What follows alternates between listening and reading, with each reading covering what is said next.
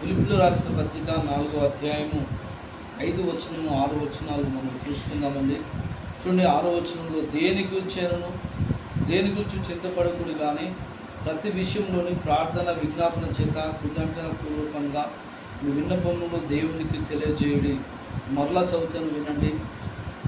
ఫిలిప్పీయులకు రాసిన పత్రిక 4వ అధ్యాయం 6వ వచనంలో దేనిని గురించి చింతపడకుడి కానీ ప్రతి విషయంలోని ప్రార్థన విజ్ఞాపనముల చేత కృతజ్ఞతాపూర్వకంగా మీ విన్నపములు దేవునికి తెలియజేయుడి అని దేవుని వాక్యంలో ఈ రీతిగా రాయబడి ఉంటున్నది. దేని గురించి కూడా మనము చింతపడొద్దని దేవుని వాక్యం సెలవిస్తుంది.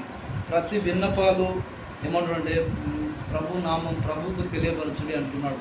మీరు దేని విషయంలో బాధపడుతున్నారో, దేని విషయంలో కలవరపడుతున్నారో, దేని విషయంలో మీరు కలవరపడి భయపడుతూ ఉన్నారు, దేవుడు ఏమంటుందంటే ఈ సాయంకాల సమయంలో దేని గురించి చింతపడకూడదు కానీ ప్రతి విషయంలో మీరు ప్రార్థన చేయమంటున్నాడు.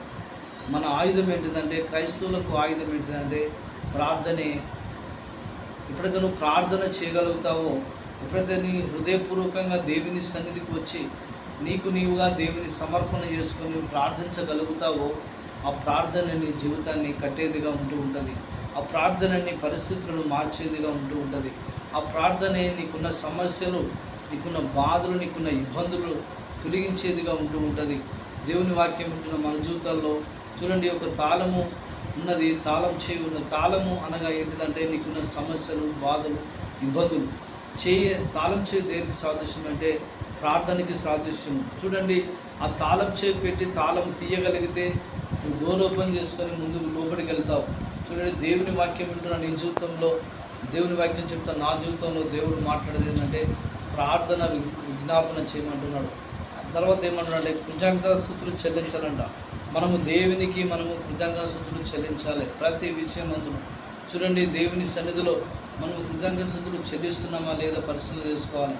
ఒక దినము గడిచిన తర్వాత, అయ్యా దినాన్ని నా జీవితంలో పొడిగించినందుకు నీకు స్తోత్రాలు ప్రభువా అని నువ్వు అనగలిగినట్లయితే దేవుడు నీ జీవితంలో మరొక దినాన్ని పొడిగించే దేవుడుగా అనుకుంటాడు.